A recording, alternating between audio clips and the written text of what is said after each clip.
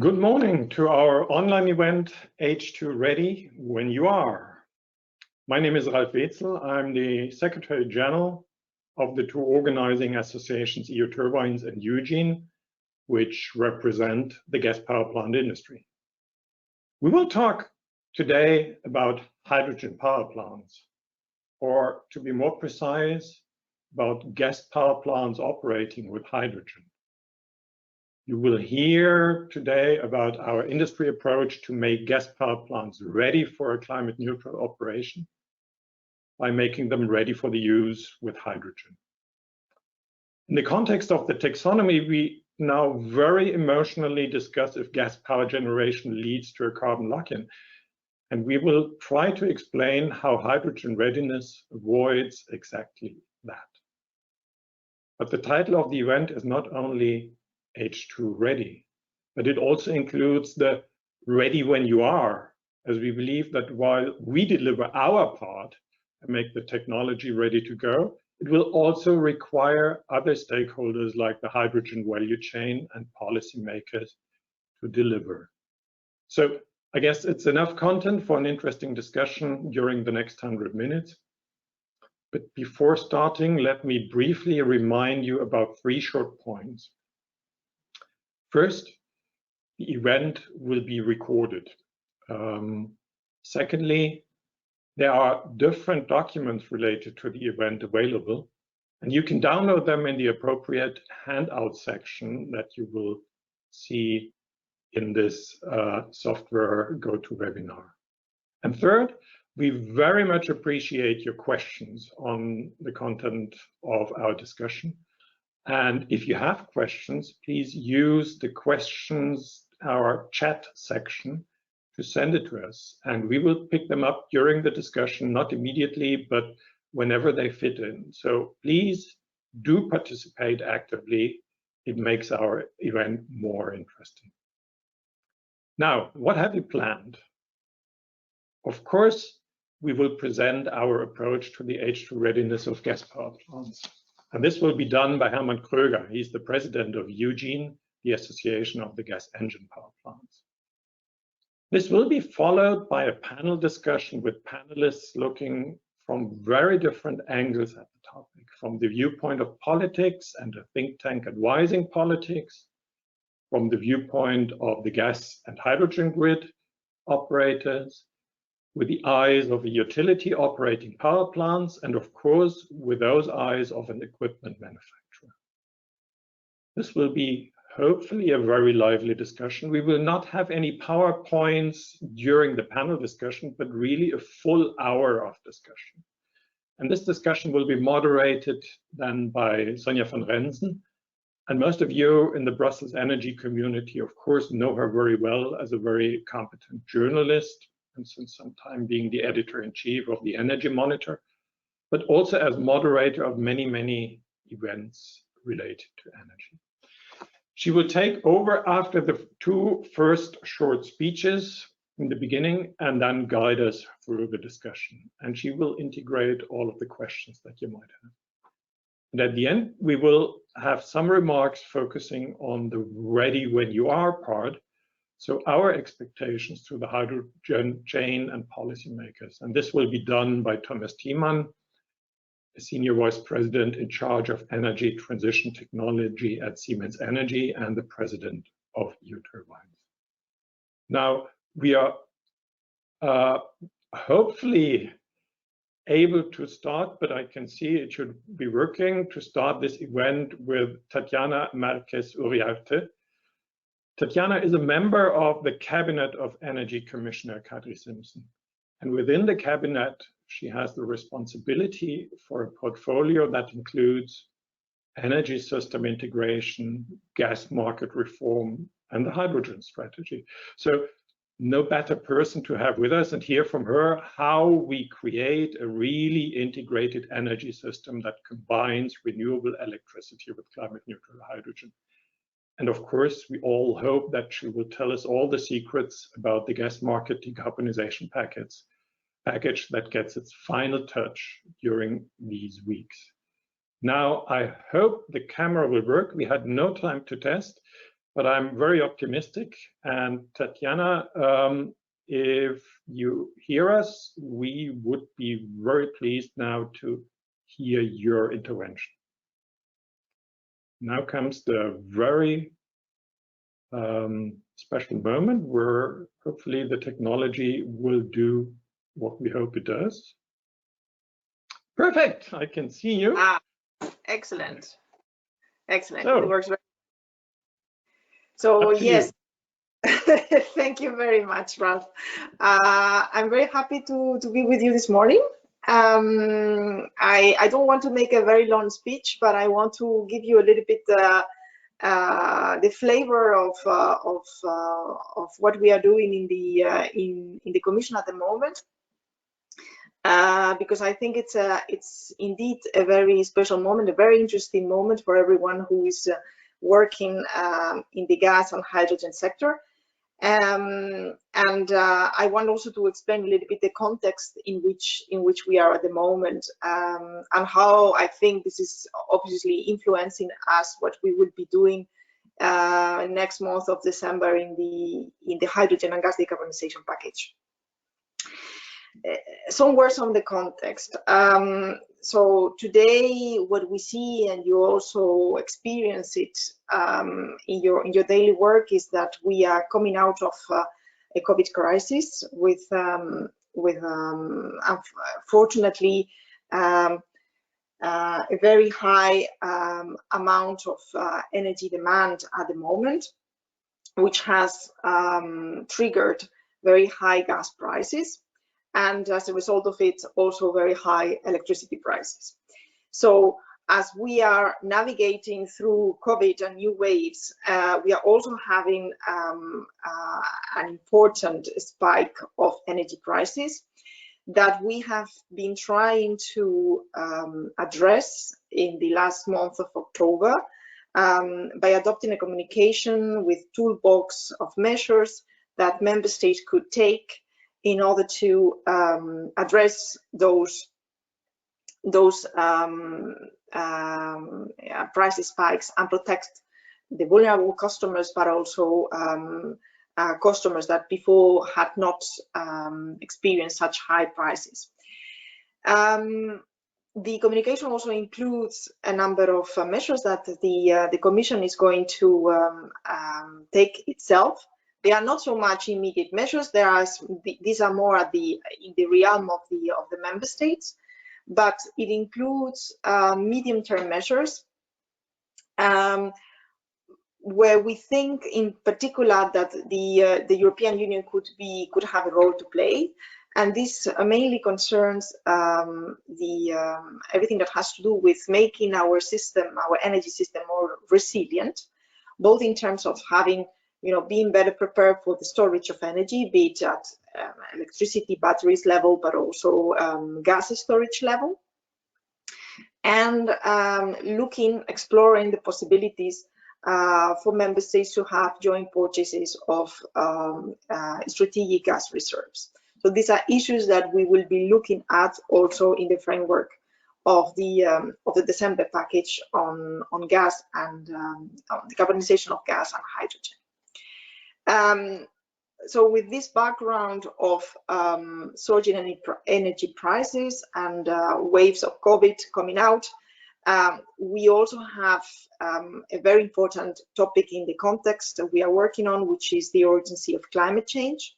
This is what has at the first place motivated that we come up with this idea of adopting a package of measures on concerning hydrogen and decarbonization of gas.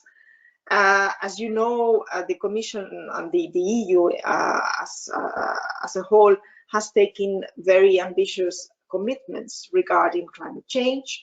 We expect to decarbonize our economy by 2050, and we want to reduce already our greenhouse gases emissions by 55% by 2030. So in order to match those very ambitious criteria, very ambitious objectives, we have already adopted the first package of measures in July, where what we tried is to, on the one hand, increase the targets for renewable energy and energy efficiency in order to match those higher greenhouse gases emissions objectives. And on the other hand, also to take other types of enabling measures that would allow us to meet those targets. And among the different proposals that were adopted in this July package, that I am very well aware that you already know, there are, of course, a proposal of revision of the Renewables Directive, proposal of revision of the Energy Efficiency Directive, and then many other proposals that are outside the portfolio of Commissioner Simpson, but which already be really enablers of this transformation. For instance, we propose to change the Energy Taxation Directive to make sure that fossil fuels they are taxed as they should, in order to create those incentives for consumers to switch to other less polluting forms of energy. We have a strategy on forest. We have a directive on alternative fuels to make sure that there is the infrastructure to fuel alternative types of vehicles, be it fuel with hydrogen or with electricity. We have a carbon border adjustment mechanism to protect our industry from carbon leakage, and we have an extension of the emission trading system. I think these are the most important ones that we propose at the moment. Now, what comes now in December is the second part of that package. So it's still very much focusing on achieving our Green Deal objectives, our decarbonisation objectives. But of course, as I explained in the beginning, also with the backdrop of what has been happening in the last months concerning energy prices and the need of keeping our energy system secure and providing affordable prices for our consumers. What comes in that package is, on the one hand, a proposal to reduce methane emissions from the energy sector, covering both gas, oil, and coal. Because, as you know, these methane emissions, they are highly polluting. They are also constituting about 1/3 of the greenhouse gases emissions currently. And we would like to make sure that throughout the value chain of production and consumption of these fossil fuels, the methane emissions are not just monitored and closely followed, but also whenever there are leaks, that these leaks are repaired, and we try to mitigate the methane emissions that are coming from that industry. If you have followed the COP26, you would have seen that also internationally we have tried to address those methane emissions, notably by signing together with more than 100 states a compromise to reduce these methane emissions by 30%. It's the so-called methane pledge that the EU collected with the US, and was extremely successful, as you can see, with more than 100 states signing it. The second part of the package that we will adopt in December, it's a revision of the energy performance buildings, the Energy Performance of Buildings Directive, which, as you know, is the directive that establishes what should be the performance standards of our buildings, both the new ones and the existing ones. And here, what we want is to increase the amount of requirements to accelerate the renovation path of our building stock, and making sure that we can really reap all the benefits and tap all the opportunities that we have for further reducing our greenhouse gases emissions through tackling energy consumption in the buildings. It is, of course, something extremely important in the context of high energy prices, because it's the way that we can also help our households and also companies to become more efficient and to have lower energy cost. Finally, let's say the cherry in the cake of this package will be the hydrogen and decarbonized gas legislative package, which in itself will include a number of legislative proposals.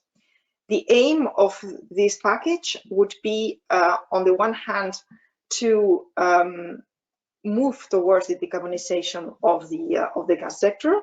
We believe that gas will continue to play a very important role in our energy system, but it will be progressively a more decarbonized gas. So the natural gas that we are using today and that covers most of, basically fills all the space of our gas pipelines, will over time be replaced on the one hand by renewable gases, renewable and low carbon gases like biomethane, which is its production is very small at the moment and might still be in the future relatively small, but most importantly by hydrogen, renewable and low carbon hydrogen, which we think it will be a true revolution in the energy system, especially as regards decarbonization of those sectors that are not easy to electrify, like in particular some industrial sectors like steel or chemical or fertilizers. These sectors will only have as a possibility to decarbonize either carbon capture and storage or hydrogen, and this is why we count so much on this package to provide the tools to achieve those transitions also for industrial sectors. What the package has therefore as the main objective is the decarbonization of the gas sector, and most particularly, if I may just summarize in 3 points, I would say that first, we try to facilitate the integration of renewables and low carbon gases in the existing gas grid, in particular by making sure that injecting biomethane or hydrogen is easy, and it can be done both on transition and distribution level. We want that these new types of gases, they have equal access to LNG terminals and to storage capacities as natural gas has today. And we want to better integrate the network planning between electricity, gas, and hydrogen networks. And I'm very much aware that this is something very important for the turbines and the engines sector that you are working in. So we will try to make that the different careers are better integrated. And in line with our system integration strategy, it's not the career that defines the use, but that rather the use decides what is more efficient for the user. It defines what is more efficient for it to use, if hydrogen or electricity or gas. Secondly, we will be enabling the hydrogen market by establishing a design of a market design for hydrogen. You know that for gas we have very established rules in the gas and regulation directives, establishing what the market principles should be concerning unbundling, third-party access, transparency, tariff setting. We need to do exactly the same type of market design for hydrogen to make sure that the rules are there to enable hydrogen to play the role it has to play in the energy system. And finally, we want that this transition towards the decarbonized gas is also fair and just for consumers. We want that the same rights that consumers have for electricity under the electricity directive are also enjoyed by gas consumers in future. And this will mean adopting very similar rules to the ones we have for electricity regarding switching of providers, billing, information about the type of gas that one consumes, price regulation, all the things that we already adopted in the clean energy package for electricity. So in a nutshell, I think this is what I wanted to explain to you today. I know that there will be other speakers in the roundtable and other interventions, and I'm not sure I can stay until the end because I have other commitments. But I'm very very keen to listen to the other panelists and participate in discussion as much as possible. Thank you very much. Thank you, Tatiana. Thanks for that kind of big picture, and also thanks for the good insights into this gas decarbonization package. Now, I think you said gas power will be needed for a certain transition, and I always wonder, what does that mean, transition? Because on the other hand, we see a connection to the hydrogen will not be available in big quantities in the beginning. So it should be directed to these hard to decarbonize sectors. Are there any views about when do you think those gas power plants will not be needed or should not be operating with natural gas anymore? So if you have been following a little bit our scenarios that we had already at the time of the climate target proposal, you would have seen that the decarbonization objective of the EU is a full decarbonization by 2050, meaning that non-abated gas by 2050 should not be used.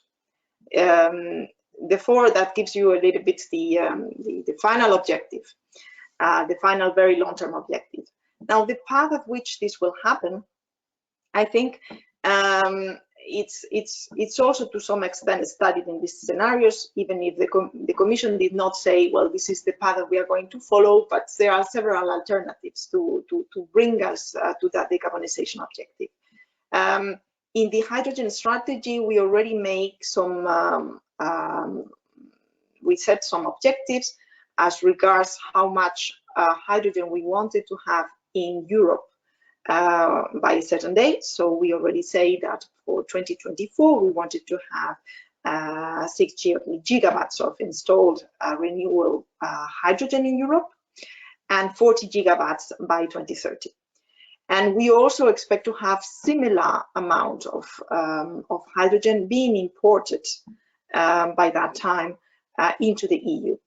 If you sum that to, I mean, an ambitious, obviously, development of biomethane, which we agree it would not be, you know, something that could, unfortunately, replace fully natural gas, but that can still increase relatively significantly in the coming years, because there is still a potential in many agricultural states that we have in Europe. I think that that gives you already a relative clear path about how natural gas will need to decarbonize. This, of course, has to be also put in relation with the efforts that we are doing to electrify many sectors that are easy to electrify. So indeed, gas as a carrier, it's expected to be used less, also because part of it will be replaced by electricity. And regarding the gas that we will continue need for many of the sectors that cannot be electrified, there we will see a replacement, a progressive replacement of natural gas by renewable and low carbon gases. Well, thank you. The reason why I mentioned this timeline was because then on one hand, we very often hear that those power plants should by 2030 have switched to hydrogen. That's what you hear in the taxonomy context very often. And you wonder how this works together, because we don't see that these quantities will be there. But I would, looking at the time, suggest... Before you go there, I would just say that I'm very happy from the discussions that we have had in the past that already you in the sector have already made the step to make all your engines ready for hydrogen. Because even if the quantities, as you say, might be modest at the beginning, it's very important for people making in the industry, making all these investments, to not be locked in by stranded investments and have something that is already, ready, or can be with very small interventions, be ready for having new types of gases. So it's this is something that we really appreciate. That's the perfect kind of link to our next presentation. I understand you will stay with us for some time, so for the panel discussion, I'm sure Sonia will put the questions in that are important to ask you first, so that this works. But then I would suggest we now move over to the next speaker. Many thanks for the moment, but we hope to see you back in 15 minutes for some questions together with the other panelists. Now, the next speaker then would be Hermann Kröger. And I think that perfectly connects to what Tatjana just explained about making our technology hydrogen ready so that we are prepared, we've done our part. Hermann will present to you our approach, our industry approach to operate plants with hydrogen and what we've done to get these plants hydrogen ready. Hermann is a senior vice president at MAN Energy Systems, a company that offers both turbine as well as engine-based power plants, and as I mentioned in the beginning, also the president of EUGINE. Hermann, would you please take over and explain our approach to the audience? Thank you. Thank you very much, Ralph. Good morning, everybody, and a welcome to my presentation, short presentation, Hydrogen Readiness of Power Plants as a Common Understanding. Ralph already did an introduction of my person, so I don't need to repeat this. I would like to say thank you to Tatjana. I think she gave us a very clear insight what is going on right now in Brussels. And I had a small smile on my face when she said gas power stations are still playing a very important role for the future, but clearly with the target to use in the future low carbon gases or gases, synthetic gases with no carbon inside. And that brings us clearly to hydrogen. Can I have the next page, please? The question is why we decided to define the hydrogen readiness for gas power plants. We are clearly of the opinion that the gas power plants are not competing with renewables. We see that the gas power plants are complementing to the renewables. They provide reliable power and ensure the security of the energy supply. But what do we need? We need reliable climate neutral electricity and heat generation. And this we can only reach by replacing natural gas with hydrogen. Switching to hydrogen allows the technology to operate sustainable, and it is a future-proof technology. Can we go please to the next slide? Thank you. Yes, we tried to give you an understanding of the hydrogen readiness. Hydrogen readiness is very often discussed, sometimes as a political criteria for non-carbon lock-in. It's very often used as technical capability to handle new gases from the grid, and very often used also for future-proof investments, and that they're not becoming a stranded asset. Our target was clearly one definition for all types of new gas power and cogeneration plants based on turbines or engines, indicating capability and the conversion costs which are necessary. We have a two-step approach. The first step you see on the next page is the building of new future-proofed hydrogen-ready plants. This means the operation of these plants, they start first with natural gas, but technically they are already prepared for the future use of hydrogen. The second step of our two-step approach is that we also would like to show an upgrading of existing power plants to upgrade them from the use of natural gas to hydrogen when needed. What you see here, that picture shows our all-over definition of the use as hydrogen in new gas power plants. It looks a little bit complicated, but I would like to try to explain it on the next page. Can we go to the next page? Yes. Here I'm taking out just one example. I'm taking out the level B. That means a new power station would like to be ready, let's say in 2 years or 3 years, for the use of 25 volume% of hydrogen.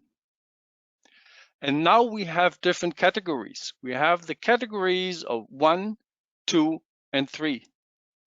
1 means there's no substantial modifications necessary to switch in 2 years over to hydrogen. 2 means there are minor upgradings, and 3 means upgrading possible. And we also tried to give you an indication what that means. That means if you invest now in hydrogen readiness, necessary modifications when hydrogen is available are less. That means clearly if you go for B1, B stands for the use of 25% hydrogen in the future, and 1 for our categories, means that the modification costs are less than 5% of the new plant when you would like to switch, or when the power station would like to switch to 25% hydrogen. You see by B2 that the modification costs in 2 years when hydrogen is available in the grid, you have to invest less than 10% of a new power plant cost to switch over to 25% hydrogen. And this shows you the readiness level, and we see the readiness level as an invest into a carbon neutral future. If we please go to the next slide, you see again our definition, and here you can choose between level C, that means 10% hydrogen in the grid available, level B, up to 25% hydrogen available, and level A, 100% hydrogen. And this table also shows you now the separation in the categories between 1, 2, and 3. Can we go to the next page? Thank you, Ralf. Yes, hydrogen ready when you are. We make the plant hydrogen ready. New power plants are ready for climate neutral energy systems. Existing power plants can also operate with hydrogen, but they need individual analysis. You see here on the right side, we establish checklists which helps the operators to see what is necessary to adapt to change in the existing plants to be hydrogen readiness when hydrogen is available in the future. But the clear message with my presentation from EUTurbine as well as from EUGINE is that we need you. First of all, to ensure that the investment in hydrogen power generation are made in time. We need you to ensure that hydrogen for power generation and co-generation will be available in time. And we need you to support a business model that allows operators to recover their costs. Yes, we are hydrogen ready when you are. Thank you for listening.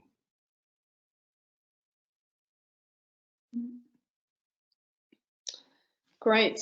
Thank you very much, Herman, and hello, everyone. Good morning. As Ralph said at the beginning, I have the pleasure of moderating the panel debate that is to come. A reminder that if you have questions, you can send those in, and we'll see them appear. They'll get through to us via the chat. There should be a questions tab that you can go to and put in your questions. So please do so. Herman, before you disappear, one quick question to you that I had. The definition that I think you've done a very good job of explaining. I appreciate there's lots of different parts to it. How practically does that get taken forward then? So we have Tatiana on the line. What should a policymaker, how could that be, I suppose, implemented through policy and legislation? How can it serve, a useful purpose? Have you got any thoughts on that? Yeah, it for sure serves to give an to give an indication what can be done already now on a new power station.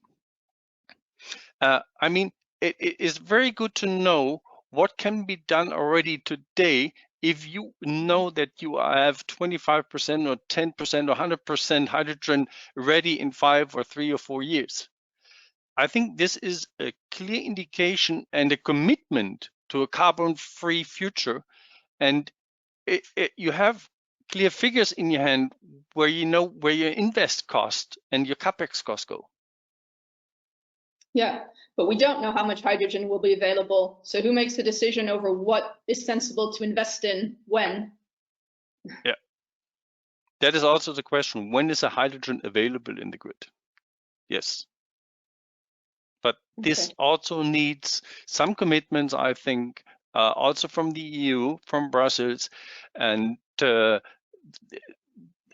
we need to be sure, also the operators need to be sure what is possible in the future.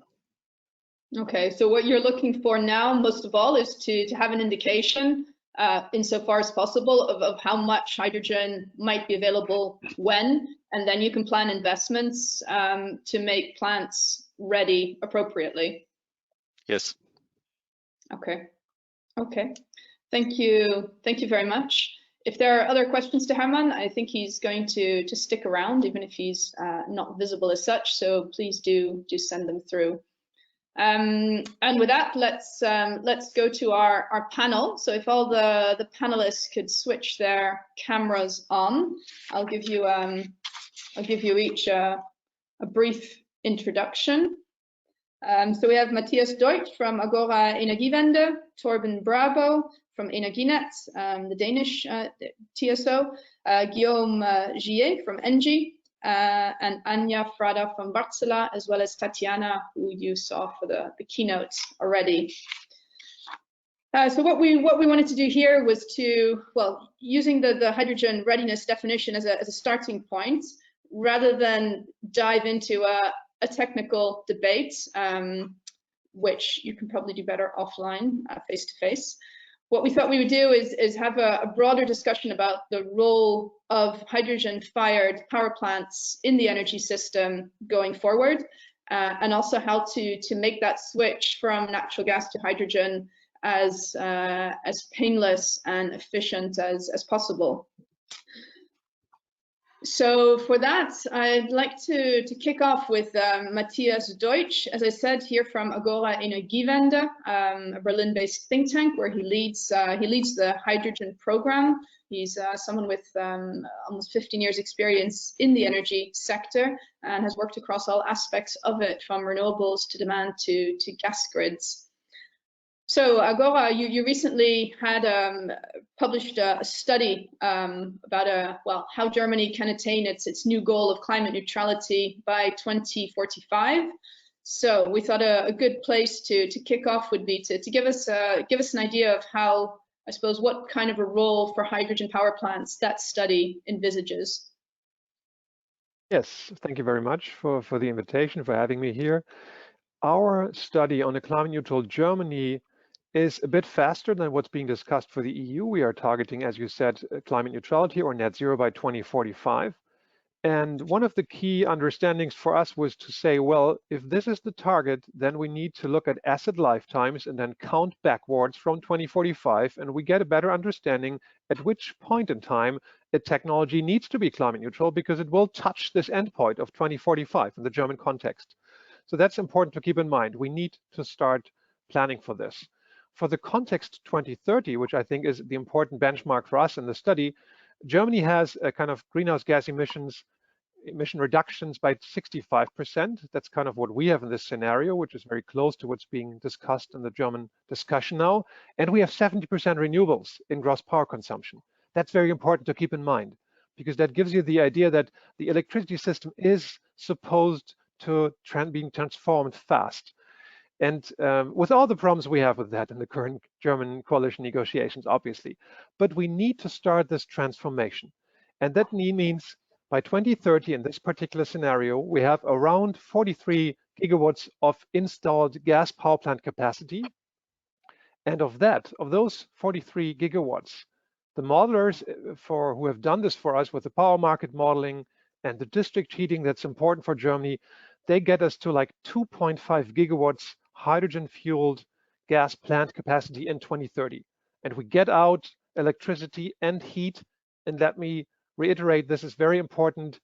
Heating grids, especially Central, Northern Europe, but also some other parts of Europe, very important to keep in mind. We need to make them carbon-free, decarbonize them, get them climate neutral, and therefore already you can see in our scenario by 2030, this shows up in some hydrogen going into CHPs. Very important part. And maybe final thought on this, our understanding of this analysis is that we need to incentivize 100% hydrogen readiness. So that's something that we have in mind when discussing the current German CHP law as a very important anchor point for this discussion in the German context. Getting ready for 100%, because that's what we are aiming for.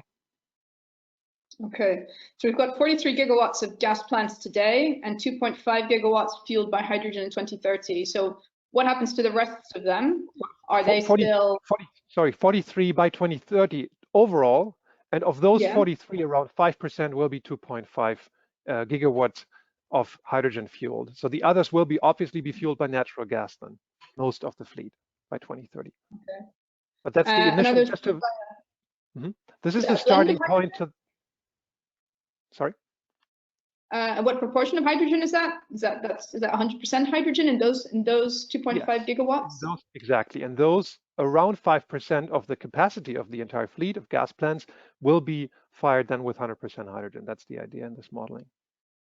Okay, and one other follow-up I think of, what's the role, since you mentioned CHP, the role of cogeneration, well, hydrogen fueled, I guess cogeneration in particular. I mean, gas plants, I guess cogeneration makes sense purely from an efficiency perspective. At the same time, we've often talked about gas plants as electric only plants that are there to step in when we have peak demand. So how does the role of cogeneration fit into your scenario and the hydrogen use in that then going forward? How important is that? The most important understanding is that heat grids will need to go towards 100% renewables, waste heat, ambient heat, any heat source you can tap in a climate neutral sense. But when there is a residual gap, what we call the residual heat load, and we have some major existing systems with many 100,000 of customers, and like the big district heating, Hamburg, Munich, Mannheim, you name it. And there we need to transform the district heating. But if there's a residual heat load that we can obviously already see, given the speed of the necessary transformation, the residual heat load will need to be covered if there's a temperature gap or some hours spread over the year that needs to be filled with climate neutral generation of heat, which is then the case for matching this with gas plants with hydrogen. That's the most important understanding of this. There's a big ambition for new district heating.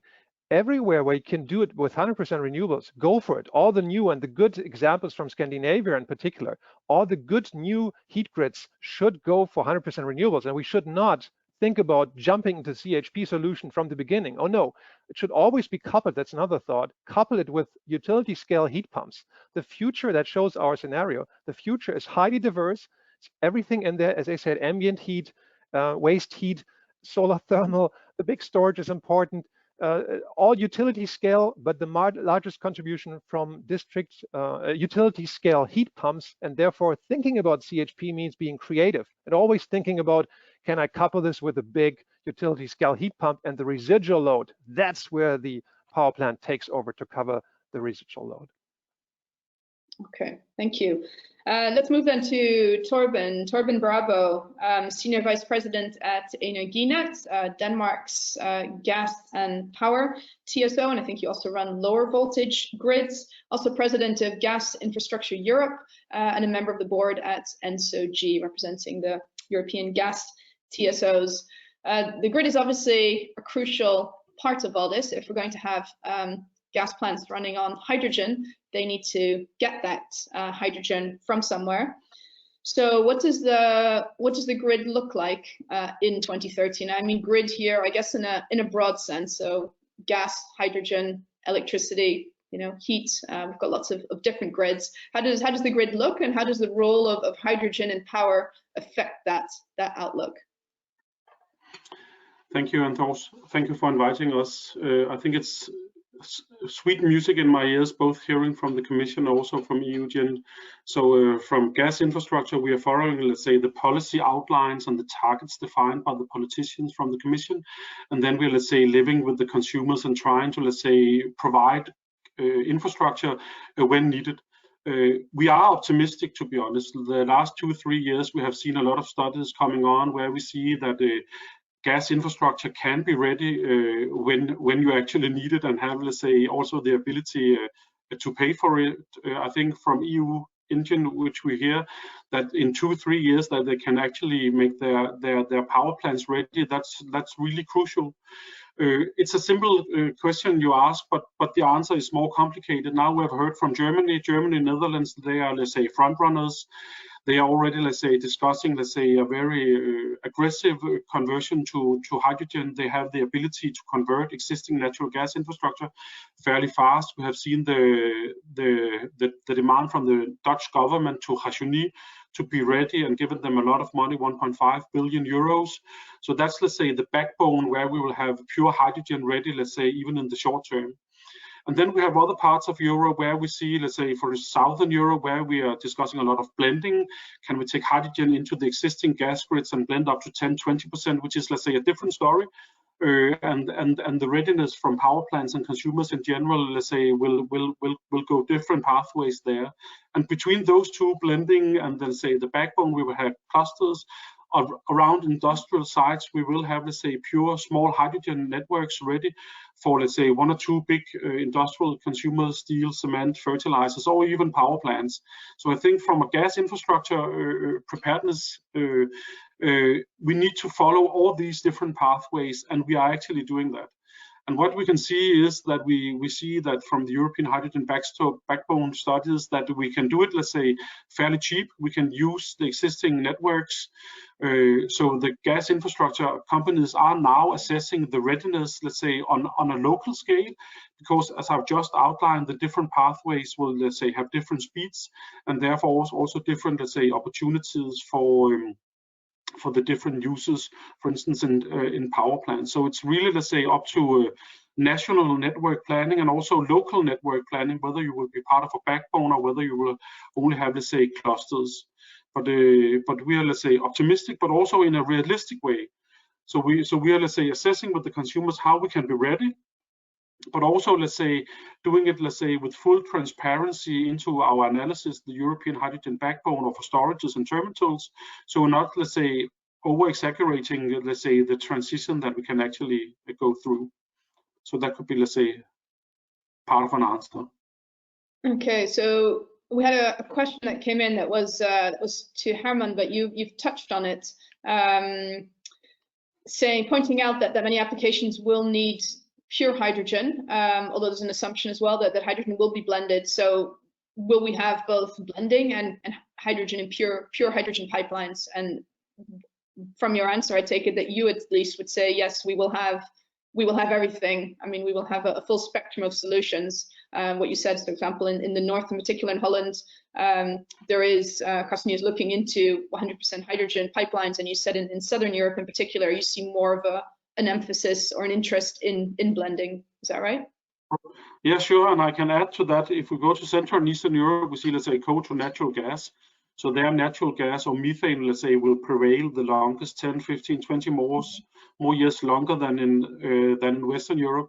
Even when I'm scaling down, let's say, to my own country in Denmark, we have, let's say, a lot of renewables. We already, let's say, 2/3 of renewable, let's say, in electricity, with 1/4 of renewable gases and gas.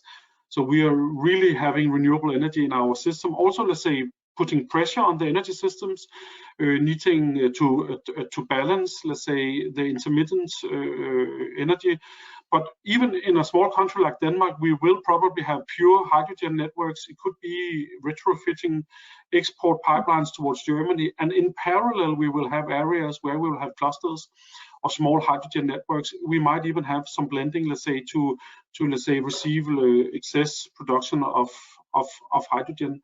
So I think that we see the European, let's say, different pathways, but we also need to be able to adapt that on a local scale. So I think the Commission's proposal in, let's say, having integrated network planning, gas, electricity, that's really needed. That's what we have seen in Italy, Germany, Denmark, and Netherlands, that when we assess the networks in parallel, we actually see how hydrogen can play an even bigger role.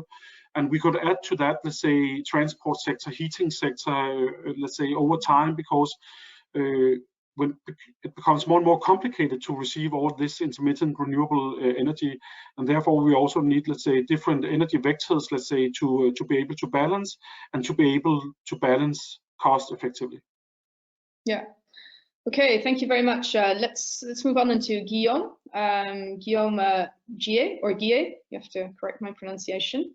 Here from ENGIE, where he's a Director of European Affairs, previously worked at InnoEnergy, so working with innovation in the energy space in particular, and prior to that was a long-term energy advisor at the French permanent representation here in Brussels. I think we all know that ENGIE is an active player when it comes to utilities in the hydrogen space. What are your plans for hydrogen, and how do you see its role in the energy system going forward? Thank you, Sonia. Good morning, everybody. Indeed, the hydrogen is very high in the priorities of ENGIE. We have made official statement on that to the in-few figures. For us, this is 4 gigawatt of hydrogen production by 2030. That's already huge in the world.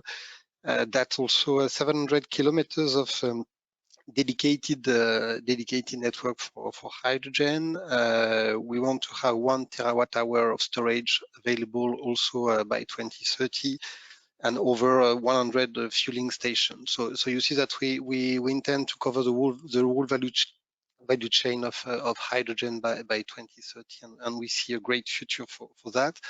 It has already been said by several of you, that the electrification is a no-brainer. It will happen, and Tatiana reminded it, but we strongly believe in the concept of sectorial integration that has been developed by the Commission, and we see a huge role for, let's say, grid and decarbonized gases. So we also bet on the biomethane, even if Tatiana mentioned it was maybe not the right volume that we will get in the future, but in my mind, we said a lot of things in the past, and and we see that we can speed up a lot of things. So nobody was betting on the electric vehicles 10 years ago because the battery was too costly, and now everybody is betting on it. So that's the same for wind and solar in the past. Huh? Everybody was saying that competitiveness was not there, and today you see that the costs have decreased a lot. So I think that in the energy sector we have surprises, and we have to prepare ourselves to be surprised by what is going to happen. So I believe that green H2 notably can become competitive very soon. So important on the different industry, of course, and the proposal of revision of RED 2 is very clear on that, on the target. So that's good, but of course we see a role for the power system.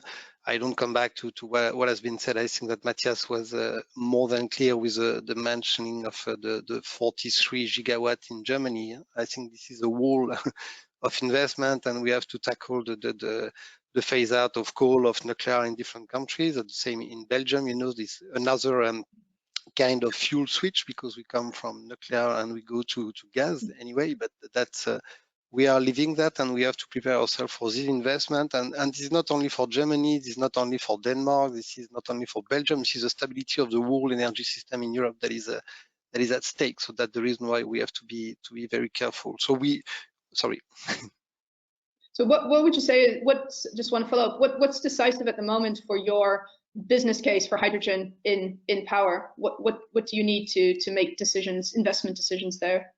That's three things. So the first one is what Tatiana mentioned. We need a market design that works, because if we don't have this visibility as a utility, we will not invest. So we need that. We need a decrease of the cost, of course. So it means competitiveness of green hydrogen in the future, whatever is the final use. And it could be industry, it could be powering. So that's key.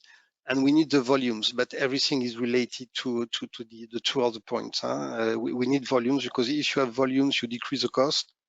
And of course, having a market design will help getting volumes, and that's it. And nobody really touched a point, but taxonomy is also key, because if you want to invest, you need also to get incentive to invest in hydrogen and in CCGTs, for instance, where you can inject some H2. That's key. Okay, I've got one question that's come in for Tatiana about volumes, but we'll just go to Anya briefly first to get your input. Anya Fadaf here from Wärtsilä, representing equipment maker, where she's vice president for strategy and business development of Wärtsilä's energy business. And you've been with the company for a good many years now, originally an economist. And I wanted to come back to something that we spoke about briefly with Matthias, which is the role of hydrogen in decarbonizing heat in particular. I think heating, if we look at potential applications of hydrogen, heat is probably one of the most divisive, one of the most contested, with some saying it's going to be essential for an affordable, cost-efficient transition in the heating sector, and others saying electrification can really take care of a great chunk of the work there, and hydrogen really should be prioritized elsewhere, for example, in energy-intensive industries where there are fewer other options. And as we've heard, there's little hydrogen. It's going to remain a scarce resource. So what do we do with it? Hydrogen in heating. Yeah. So first of all, very nice to be here as well. Maybe just shortly a bit on our approach in Wärtsilä. So actually a bit similar to Matthias, we have during the last decade built up a really strong capability in power system modeling, and as we are talking here today, of course, we are seeing that we are in the middle of the energy transition. So for us, it's extremely important to understand what is the optimal solutions for the future energy systems. And to date, we have modeled about 150 countries. So really to understand how these countries should transition to a net zero future. And actually, maybe coming back to the Germany example, because we have also recently made a quite extensive study of Germany and how they can reach net zero. And of course, the first thing with Germany is that they need to phase out coal. So that's the most important one. And I would say maybe something highlighting one thing which I think is extremely important in this discussion is that we need we need to add renewables, and we need to add a lot of renewables if we want to create also and produce the green hydrogen that is needed. So these are two things. Matthias also mentioned the CHP. So also in our study, we see that in order for Germany to go towards the net zero, they actually need to add about 15 to 20 gigawatts of new CHP capacity. And in the modeling, we also see that initially these gas plants, or they run on natural gas, but later they will also be converted to use hydrogen, and this to provide both heat and power. I think like our approach is quite much on the techno-economical perspective. So when does it make economical sense to switch? And if we look purely at that, I think we are seeing that the switch would happen, let's say, in the late 2030s. But I think looking at what is happening in EU at the moment, I would say that this transition will be quicker. I think the other thing that also Matthias mentioned is when we talk about heat, of course, also direct electrification will be done, and mainly through these large heat pumps. Okay, thank you. Two quick follow-ups, two questions that came in. I think originally perhaps they're also directed at Herman, but since you make the equipment, so you might be able to answer them. One was from Matthias Juschke at the BDEW, so the German Energy and Water Association, asking when will it be possible to order a new gas power plant in the A3 category, because their member companies are telling them that it's not possible at the moment. Yeah, so maybe I can respond for Wärtsilä's point of view. So we during this summer we have committed, or we are currently developing the hydrogen concept for our power plants. So today we can burn about 20 or utilize 25% of hydrogen in our power plants, and we are aiming to have the hydrogen concept ready by 2025. Okay, and the A3, if I check, the A3 is upgrade possible. That's to 100% hydrogen. So when would that be? So exactly. So the 100% hydrogen concept is planned to be ready by 2025. Okay, 2025. Okay, perfect. And the other, I guess, technical question came from Nicola Rega. At Suffolk, can turbines cope with fluctuating shares of hydrogen in natural gas? And if so, what are the constraints? If not, what would be needed to deliver a stable share of hydrogen in natural gas supplies?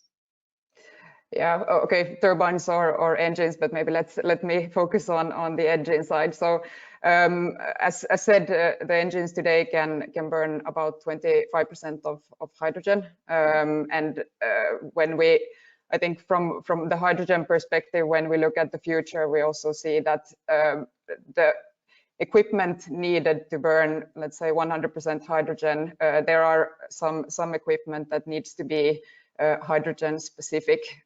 So I think that's also in the material that has been prepared by EUGINE.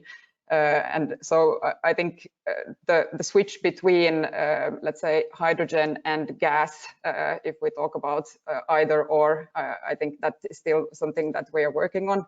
But what we are seeing now is 25% we are ready for today, and we are aiming to have the 100% concept ready then in a few years' time. Okay. Ralph, you wanted to come in, I think, on these two technical questions. Do you want to switch on your camera and jump in? I'm happy to do so. At least you can already hear me, I guess.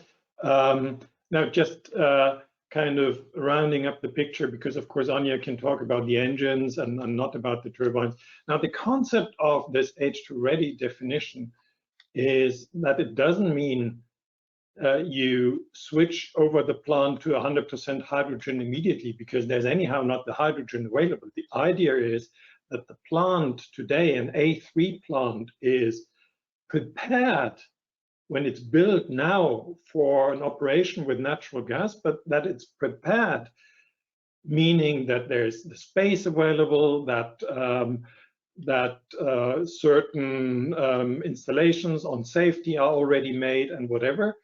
And that at the moment when the hydrogen is available, this plant can easily switch. And for just taking the example of a large turbine, yes, they are not available for immediate operation with 100% hydrogen today, but they can be built according to A3, that they are being ready.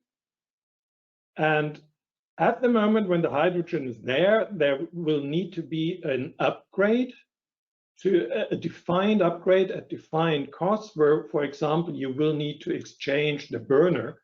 So a small part of the power plant, and then it can operate. So I think we need to distinguish a bit between what does it mean being ready. At the moment, like Anja said, we have plants that are ready already for 25% immediately. And I think more at the moment is not needed because there's no hydrogen there. But if the plants are prepared and can easily be switched when the hydrogen is available, that's our understanding of hydrogen readiness. And that's already possible today for quite a number of plants. Just to clarify that. That's Anja, perfect. Sorry? Yeah? Yes, Herman. I just would like, yes, Ralf is absolutely right. What we like to say with this is A3 means 100% hydrogen ready, means that we promise that a power station which is built today, which will run maybe for the next 2 years on natural gas, will not be a stranded asset in the future. And this is, I think, the most important message. If you choose A3, is that there's a promise you can modify your plan when 100% hydrogen is standing in front of your door to hydrogen. So it's not a stranded asset. And this is the most important message.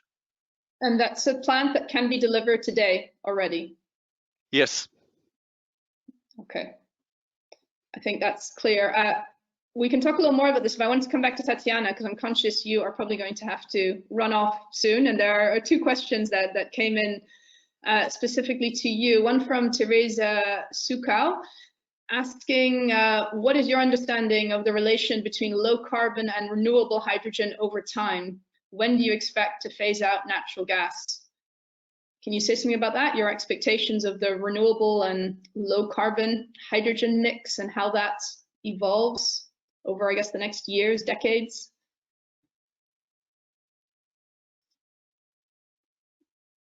I think you're still muted. Can you hear me now? Yeah, that's it. Yeah, perfect. So the hydrogen strategy of the Commission is that we want to have renewable hydrogen installed in Europe. The targets that I mentioned before of 6 gigawatts and 40 gigawatts, which themselves, they amount to 1 million and 10 million tons of hydrogen produced annually in 2024 and 2030, they relate to renewable hydrogen. Renewable hydrogen, as we define in the Renewables Directive, as we propose to be revised in July. Low carbon hydrogen is, however, something that we look with extreme interest at the moment, because we are very much aware that we will not be able to do the jump from natural gas to renewable hydrogen so quickly, just simply because the renewable electricity installations, unfortunately, they are still not enough. And this is where we are going to put much of our focus in the coming years to make that more renewable installations will be available and commissioned in the coming years. This is why I think one of the most important things for us at the moment would be to work on permitting, accelerating permitting of new installations, to ensure that they can come online as soon as possible, and that we have the electricity, the renewable electricity we need to produce renewable hydrogen. Until that happens, and we plan already next year to have a kind of a guidance documents to help member states to reduce the permitting times for renewable installations. But until that happens, I think that we have an urgency of decarbonization of certain sectors, certain industrial sectors, and for that we should allow that low carbon hydrogen also is used and developed to start the decarbonization in those sectors. But certainly our aim in the medium term is renewable hydrogen. Yeah, and do you have any estimate, as you say, the targets for the electrolyzers in a way give us at least an estimate of what volumes, assuming all goes well, might be available? But since the question of how much hydrogen there will be is so crucial, do you have any estimate of how much low carbon hydrogen there will be? Because we don't have, as you say, we don't have any targets as such for that. So are there any estimates on the Commission side as to how much low carbon hydrogen there will be and when? I think that I don't have the numbers myself, but I think that the low carbon hydrogen is relatively easy to calculate how much you can have at the moment. Low carbon hydrogen, we will have a definition about it. What does it mean in the hydrogen and decarbonized gas package that we are going to adopt in December? But you can very much think about basically two types of low carbon hydrogen, one coming from nuclear electricity production and the other one coming from production of hydrogen, where the CO2 emissions are basically captured and stored. So there you have a very if you basically do your calculations, you have a very clear view of how much you can count on at the moment, because nuclear energy is not going to increase massively in a very short time. There are, the member states, they have the decision-making powers regarding what should be the energy mix that they have. And carbon capture and storage, we are pushing for it very strongly from the EU side, but we also know that it's not something that can that basically can develop significantly and very quickly in the short term. And as I said, whereas we look with a lot of interest to low carbon hydrogen, our aim is to have more renewable hydrogen in Europe. Yeah, okay. There was one question, but you asked you to be brief on that, is whether you're looking also for additional measures to support biomethane in power generation. Is that something we can expect in December? Yes. Okay.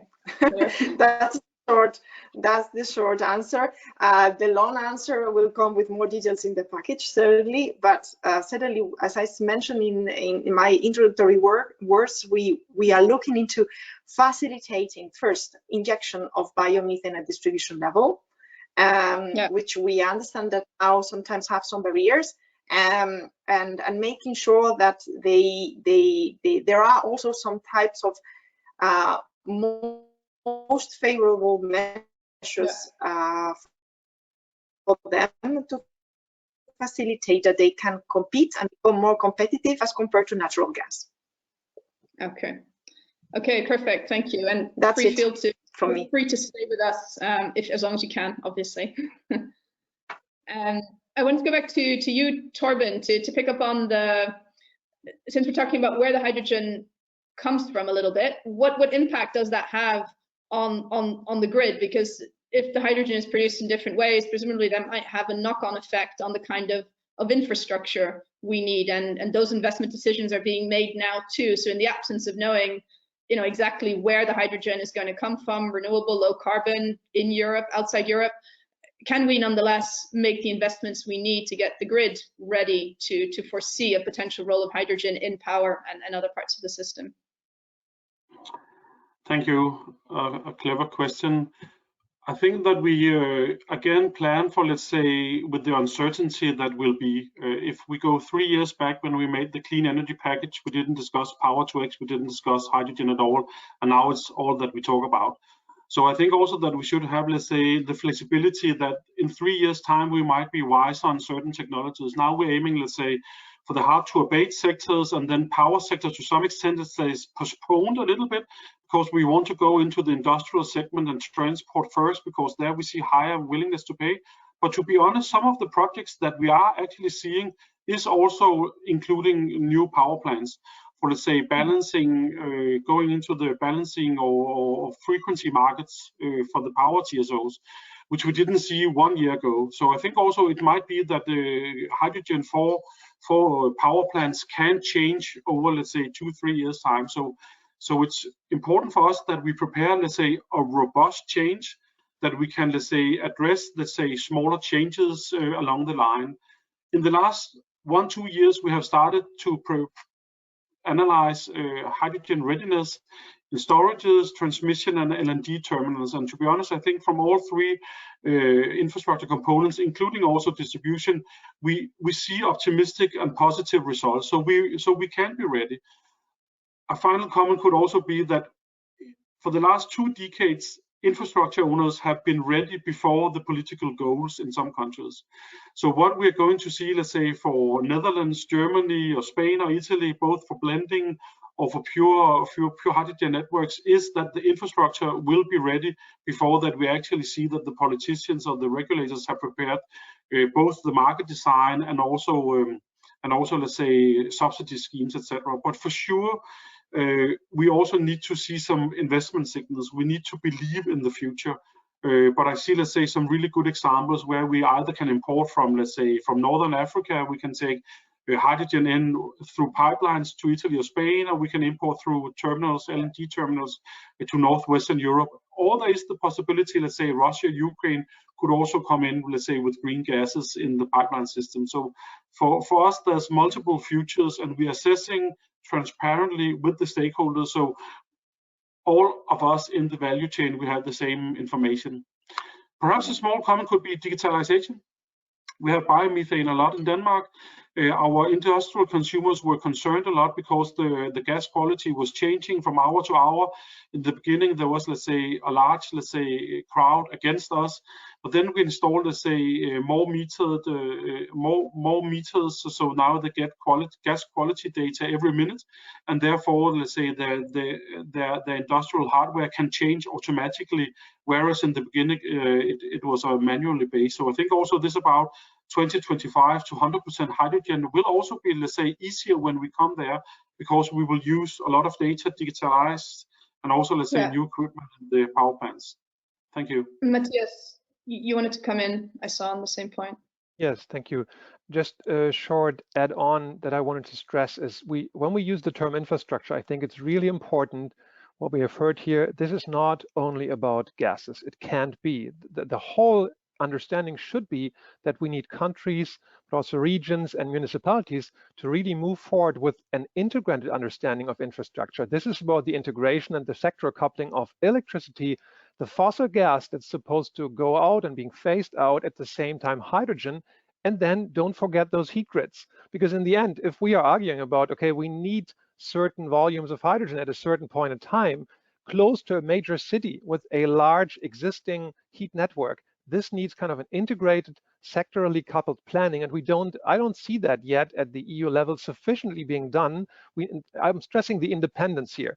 It's fair to say, I think we've seen good stuff coming from the gas TSOs pushing for the European hydrogen backbone, but to have this integrated vision that brings together electricity and the heat grids in an informed way, transparent, independent enough to really foster this planning. I think I haven't seen this at a granularity that is needed, because this is not about having a model with one node per country. I mean, this is more difficult to know where you want to have security of supply in the power system, your backup plants running, your heat grids being heated, all this simultaneously. I think this is what we need to stress. Having this more integrated vision is absolutely crucial to move forward with this. Otherwise, we get stuck with every kind of incumbent working on his or her infrastructure, which is fine. That's their original job, but this needs to be brought together. Yeah, and I guess to some extent, the integration that you talk about, in a sense, I mean, sectoral integration in some sense has come to mean, you know, power to get, power to X, and that's it. But it's obviously much broader as a concept, and I guess that also is important from a cost and affordability perspective.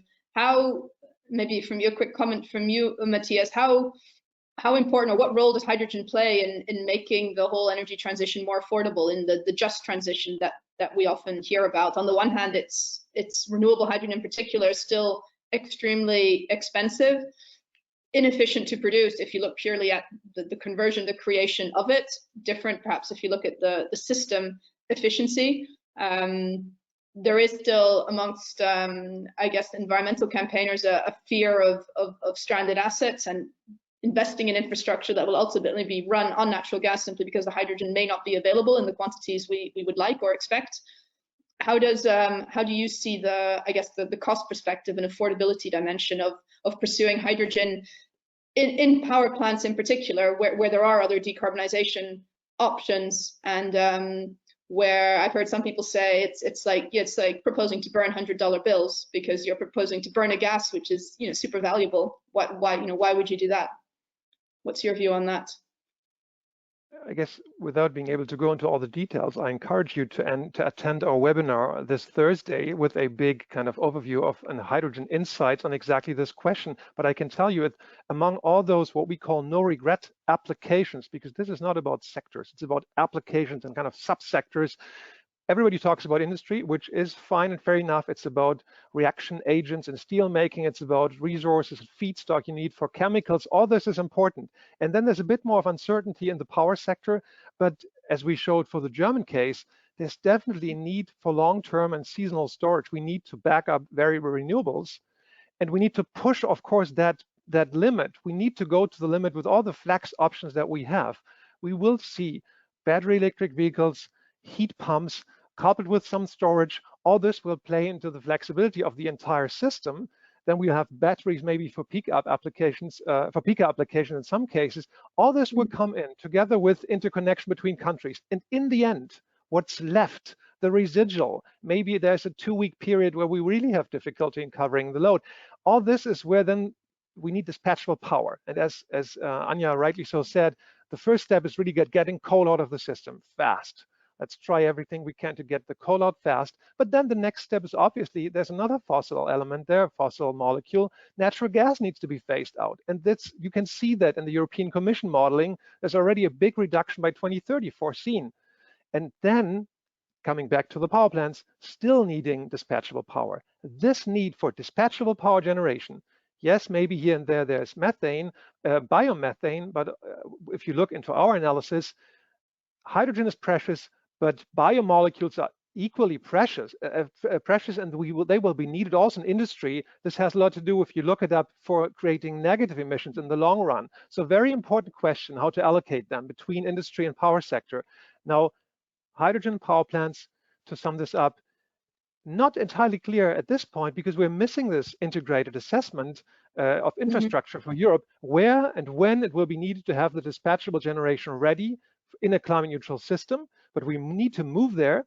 And the affordability question is then, of course, okay, if we can reduce the need, fine, let's reduce the need where we can with other flexibility options. But in the end, we need this dispatchable generation to back up the system the entire year, all 80,000 hours per year. Okay. Guillaume, yeah, I wanted to come back to you to follow up on you mentioned the EU taxonomy earlier, and I'm thinking about the commercial case. I know in Germany, for example, I mean, building a gas plant is not an easy thing to do at the best of times. The current circumstances are probably not making it any easier. You mentioned that the taxonomy is also a key parameter for driving future decisions over what you invest in and how. How do you see? I know we don't have a final. The taxonomy hasn't been fully finalized yet, but if we look back at something like the hydrogen readiness definition that EUTurbines, EUGINE have come up with, is that the kind of thing that could be useful, could be inserted into something like the taxonomy? I think this is priceless. What EUTurbines has made with H2 availability readiness. I think this is key. And again, I think that in the debate today, most of you know that some thresholds are circulating for the future possible complementary delegated act on taxonomy. But what is key is to take 2 dimensions into account. The first is a switch from coal to gas mainly, and this is and it respects the provisions of Article 10.2. If you come from coal to gas, you decrease massively the CO2 emissions. So that could be a transitional activity. And the switch from coal to gas is crucial in terms of investment. And if we want to find money for the 43 gigawatt Matthias was mentioning, of course, you need an adapted taxonomy. Again, we never said that natural gas is green. It would be crazy to say such a thing. The point is really to talk about transition and what EUTurbines is preparing, this H2 readiness. That's key to convince people, I hope so, that we can come from natural gas to greening the gas plants. So that's really key, the switch coal to gas, because if we don't do that, I'm persuaded that we will not reach the 55% targets by 2030, because you will not have any new nuclear capacity. You will have an increase of risk, but it's going to be complicated because Tatiana mentioned the permitting dimension, and we need to increase the energy efficiency. But you need this switch from coal to gas to help Europe decarbonize. So that's a major point. And the last point on my side is I fully agree with Matthias on the potential of biomethane, and that's good to facilitate the injection in the gas package, but I think it would be interesting to increase the production too, and to have some incentives for the production. And my very last point is additionality. So I'm sure, Sonia, you wanted to come to that point, but again, if we want to unleash investment, we need to have some clear signals and to avoid the additional constraints and hurdles. We have to be flexible, at least at the beginning, to kickstart the hydrogen market. Yeah, Anja, you wanted to come in? Yeah, just what I wanted to stress is the flexibility. So we really need the flexibility in the power system. The more renewables we have, we need to have the flexibility and the firm dispatchable capacity that can cover for the periods when the renewables are not providing electricity. So that I think is really important, and I fully agree with what Matthias and Guillaume both said. So we need to create, I think from the taxonomy point of view, we need to create the market incentives to invest in this flexibility to back up the renewables. So that point, I think, is extremely important. And as I previously said, how we at least envision the future is that these flexible assets will initially run on gas, but be converted to run on hydrogen or other. Biomethane has been mentioned many times, but other synthetic fuels as well. When they are available and affordable. I think that really is an important point also from the business case and especially from the customer's point of view. In this case, for our customers would be GM. So there needs to be an incentive, of course, and a business case to make that investment happen. Thank you, Matthias. Yeah, as you asked Guillaume about the taxonomy, I just wanted to briefly comment on this idea of categorizing hydrogen readiness. And what we think is, it is good that we are moving forward from the old umbrella term hydrogen readiness, because this has really blurred the debate, at least in Germany, for 2 to 3 years, and was totally unclear what people were talking about. Now it's good to make a step forward to come up with numbers. However, what we really think is that 100% hydrogen readiness is the thing that we need to stress, and we would actually encourage to not apply the term hydrogen readiness to anything below 100% for a very simple reason. The taxonomy in particular is about showing to investors what's kind of future-proof, where we are heading, what we need. And the actual innovation, as Ralph explained at the beginning, I mean, this is about burners, some other equipment, but the actual innovation is not for the manufacturers to move from 0 or some fluctuation, 3% to 10 or 20%. That's not what Europe needs, where we need to go with moving towards climate neutrality to foster innovation in this sector. What we really need is to move forward, be bold, be a kind of a driving force in this global development towards having the actual innovation about hydrogen. I think that's also what industrial policy would be about for Europe, to move in that direction. And the important point for the taxonomy is, it's a bit about confusing what are we talking about when it comes to emission reduction. Because as you know, this is about 10 to 20% by volume, let's say 25% in this case here, but let's say pick 20% by volume, the greenhouse gas emission reduction is just like 7% in emission reduction when you go to 20%. So the confusion you create by saying, whoa, we are hydrogen ready, this is future-proof, this is great, connect that to the greenhouse gas emission reduction discussion, and you see that this may confuse investors and people who think about future-proofing investment where they are really heading.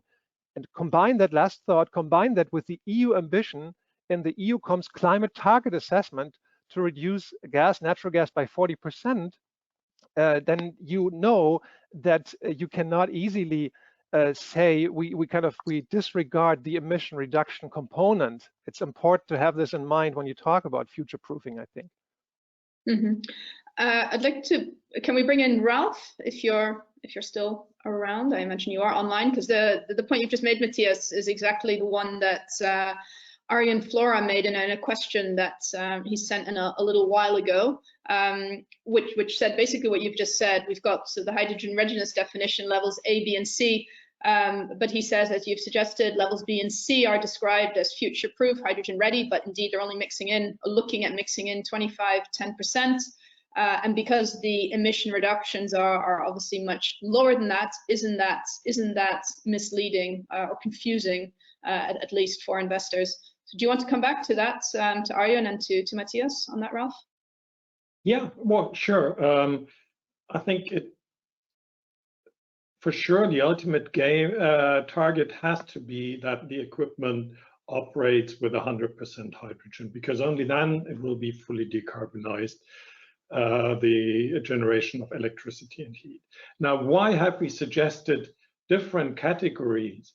First, I think we talk about a long period until we will have this hydrogen. And just to give you a simple example, even the testing of a large 500 megawatt turbine is impossible at the moment, because you don't get the amount of hydrogen to even do the tests over several days. So I think it just shows where we are at the moment, and that's why we think we will have still for a longer period moments where it makes sense to have this blending of whatever.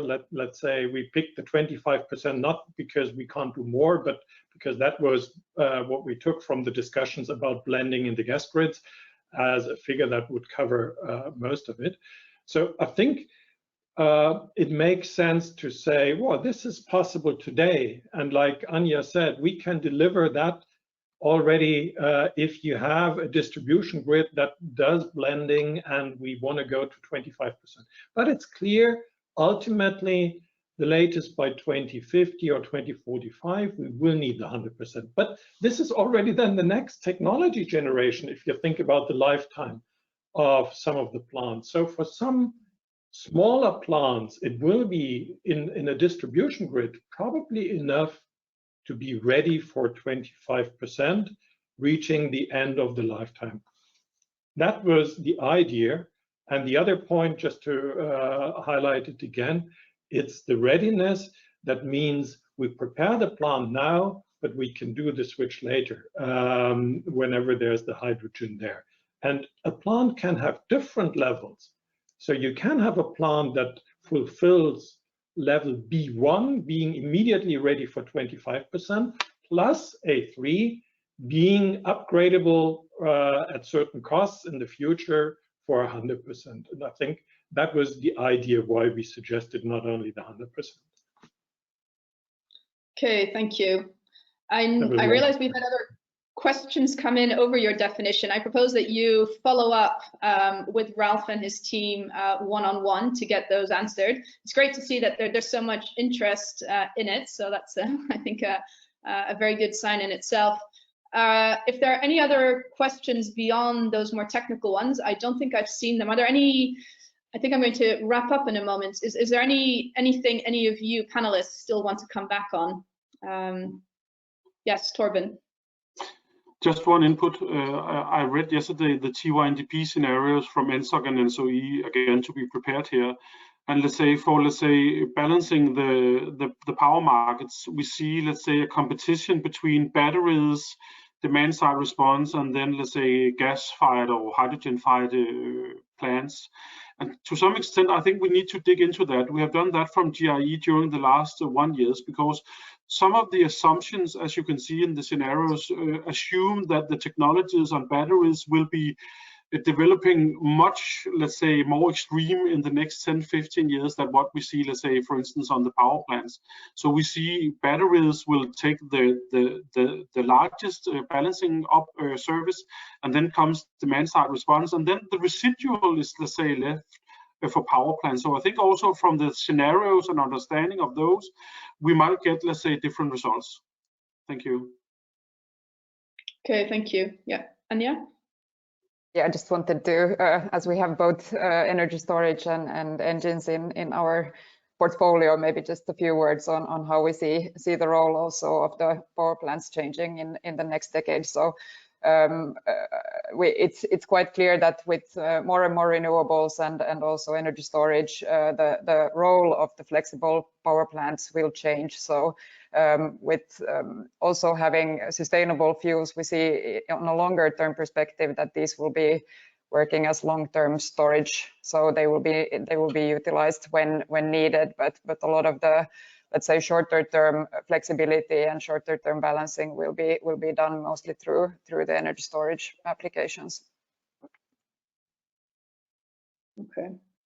But they are still, I have to say that the power plants are a vital part of the energy systems, because they are the ones creating they are the only ones who have the firm capacity. And I think this year especially, we have seen a lot of the world events like the Texas freeze, heat waves in California, drought in Brazil, where we can see that the need for the firm capacity is there. And I think that's where the power plants will play a very important role also in the future energy system. Yeah. I think one last question for you, Guillaume, because the whole hydrogen readiness definition, and it has been for new plants. What's the I guess the business case for retrofitting existing plants to make them a better fit for the transition?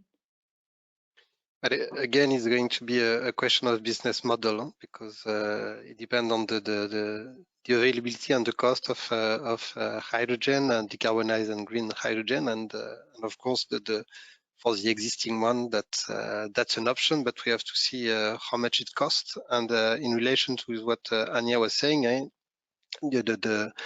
the rule and the running hours of different plants will evolve in the future. So the question is, if you invest, what is the income that you have from the installation? So everything is related to cost. And again, maybe I'm a bit obsessed, but I think that one of the main challenge now is to create the volumes for the H2.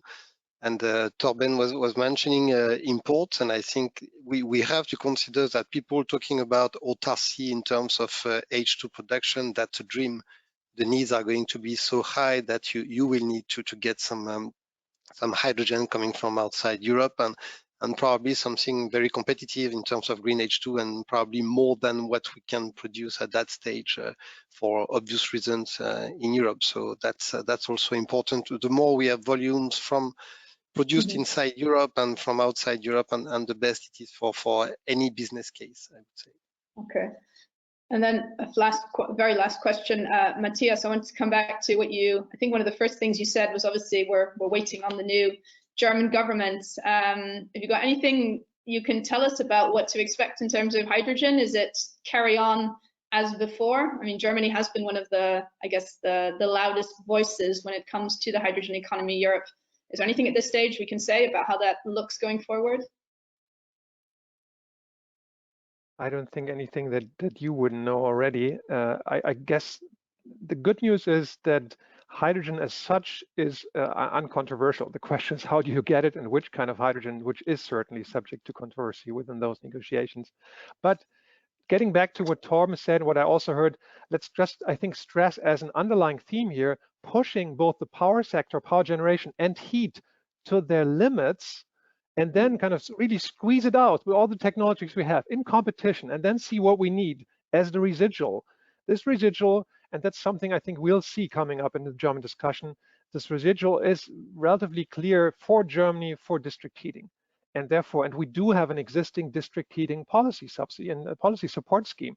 Therefore, we can make requirements and we can say, look, if you want to be in this kind of a policy scheme in the next decade, let's think what we can require the manufacturers to deliver. And it should be on a good pathway towards climate neutrality. That's kind of the thinking that you can see, I think, in some discussions when it comes to hydrogen in the power sector, including district heating and CHP, in particular in Germany.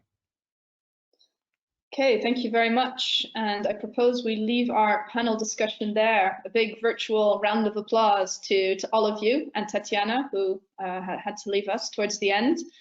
Thank you very much. I thought it was a very interesting discussion. We dipped into the technicalities of the definition and dipped back out into its potential use, I think, in a wider policy context.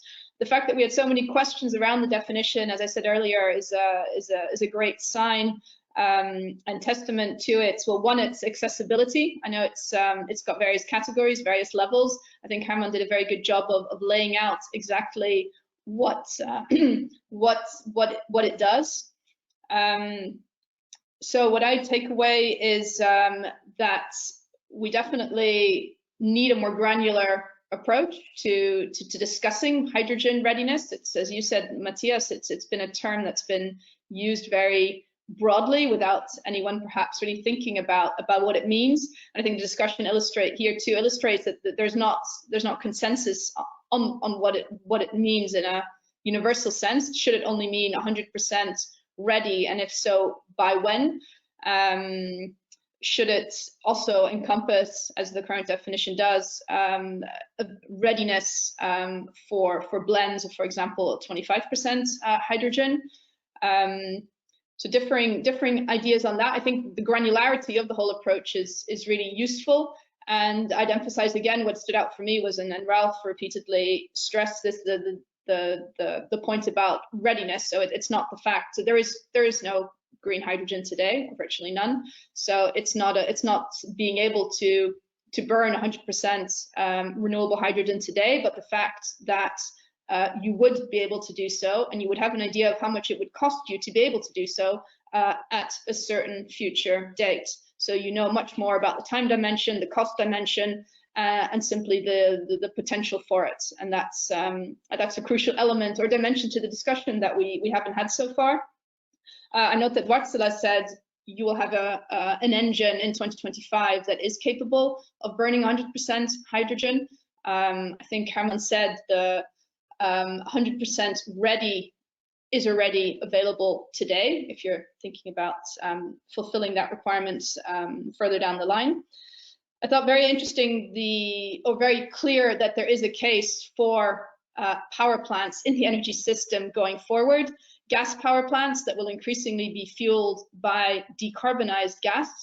I take note of the coal to gas switch. Several of you mentioned that as one element of the transition. And then the next step beyond that is decarbonizing that gas, as Tatiana also said, and a role for renewable hydrogen. She's clearly said for the Commission, that's the medium term goal.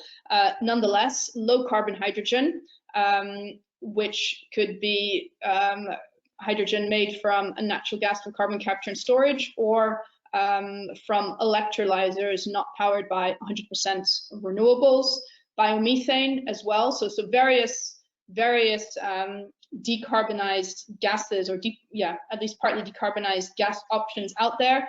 On the grid side, similar on the infrastructure side, blending, yes, we shall see it. 100% hydrogen pipelines, yes, we shall see that too. And as you said, Torben, in Central and Eastern Europe, we will probably still see natural gas dominates for longer than in other parts of Europe, such as Northwest Europe.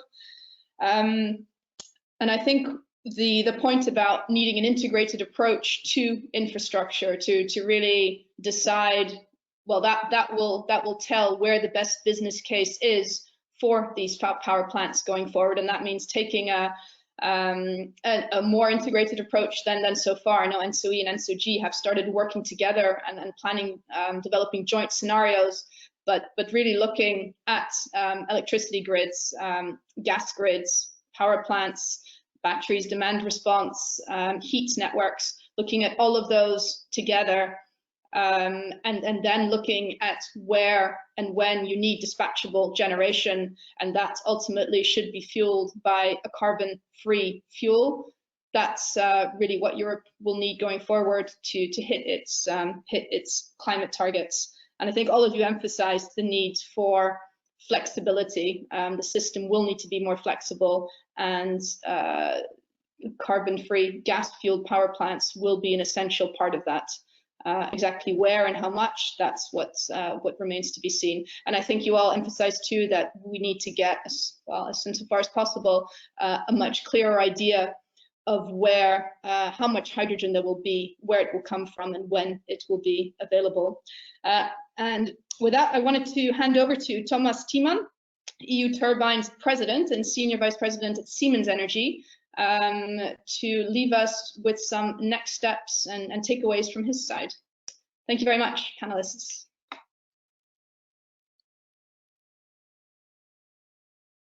Yeah, thank you very much. I hope you can see and hear me.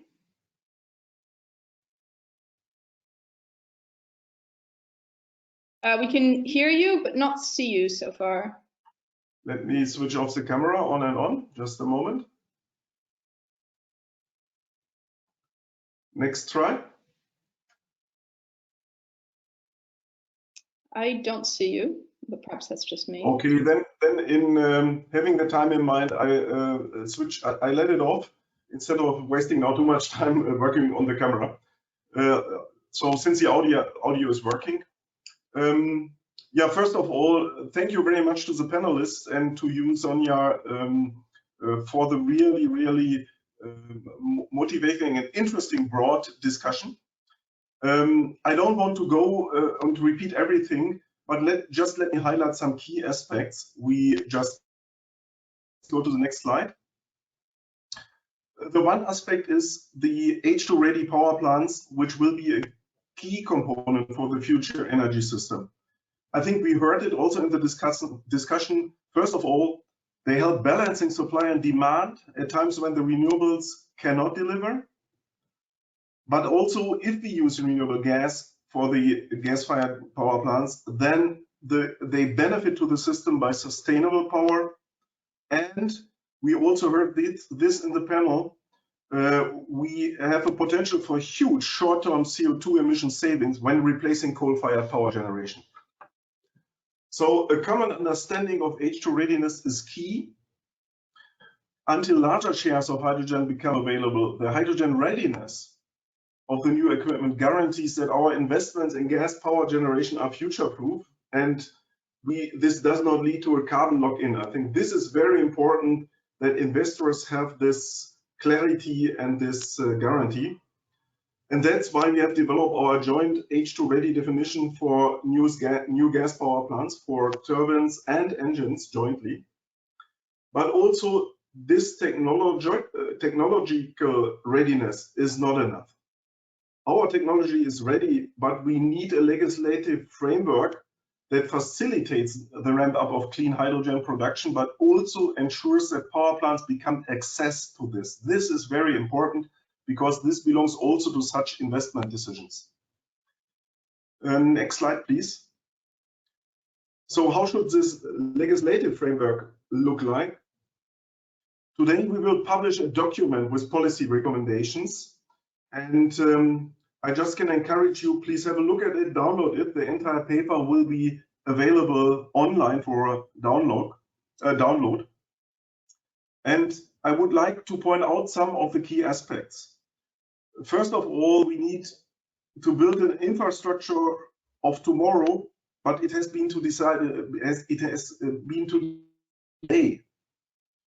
So as we also heard, we need a number of gas power plants needs to build soon. Alone for Germany, in total, we see numbers around up to 40 gigawatts capacity to be added. If we want to ensure that our electricity is generated by clean gas power plants and upgradable gas power plants, we must ensure that they get access to the hydrogen grid in time. And this requires also, this has been also mentioned, I think Matthias Deutsch was pointing to that we need a really integrated planning process for future connection to the hydrogen grid, but also connection to electricity grid, and also heat grids needs to be planned in the same context. So it must be seen as a connected system and not as separate standalone systems. And this planning needs to consider all energy carriers, electricity, gas, hydrogen, and heat, but also they should include power plant operators and technology providers in the discussions that we come to most economic solutions for that.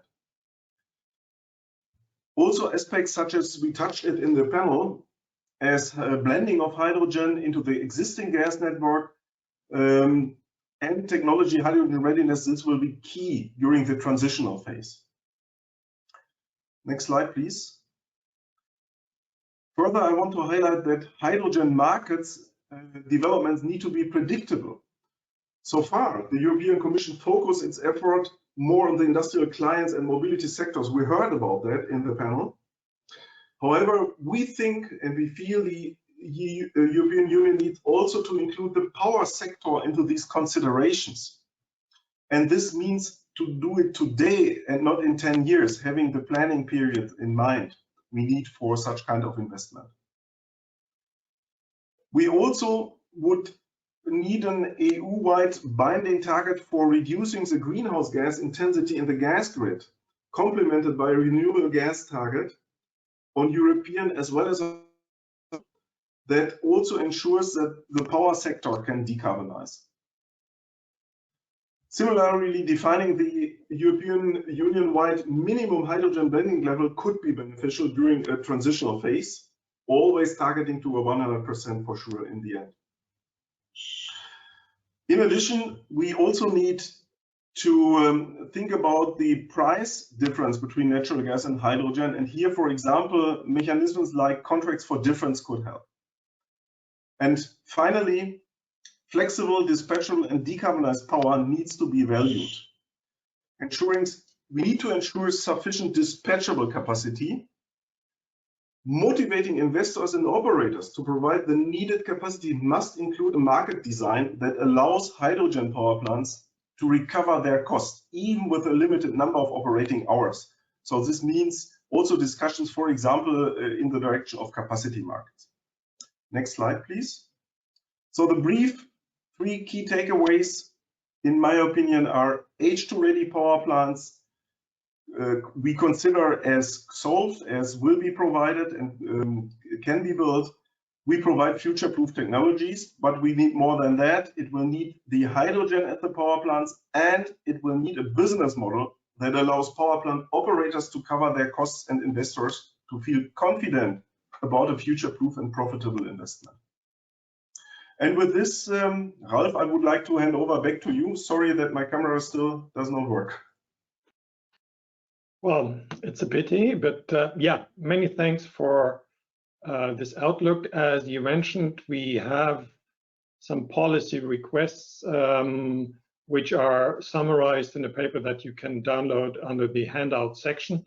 And as we are already 8 minutes past the planned end, I would try to be very brief. Thanks to all of our speakers and panelists for that insightful discussions. Thanks to Anja, to Tatjana, Torben, Matthias, Guillaume, and of course to my 2 presidents, and a special thank you to Sonja for moderating this. If you have additional questions, and I know there were some questions that were going very deep into the definition, we will answer them. So don't worry if you haven't received an answer yet during the workshop, we will get in touch with you. And if in the meantime, over the next weeks, you have additional questions, please do send us a note and we for sure will follow up with you. And final remark, keep in mind, a gas power plant is not a fossil technology. H2-ready plants can produce electricity and heat in a climate neutral way, not competing with wind and PV, but delivering when those cannot meet the demand adequately, as Matthias described it. But it needs the hydrogen and a suitable framework, and that was the last message by Thomas. And with that, I would like to thank all of you thanks for joining us and hope to see you soon again. And I would close the event here. Have a nice rest of the day and think about the hydrogen readiness. Bye-bye.